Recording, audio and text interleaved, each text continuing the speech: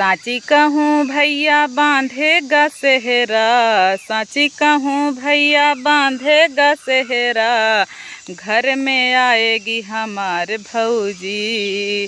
साची कहूँ भैया बांधेगा सेहरा, साची कहूँ भैया बांधेगा सेहरा, घर में आएगी हमार भौजी, घर में आएगी हमार भौजी।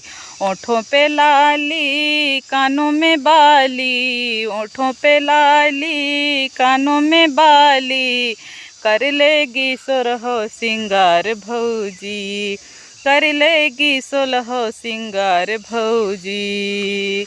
साची कहूँ भैया बांधेगा सेहरा, साची कहूँ भैया बांधेगा सेहरा, घर में आएगी हमार भौजी, घर में आएगी हमार भौजी।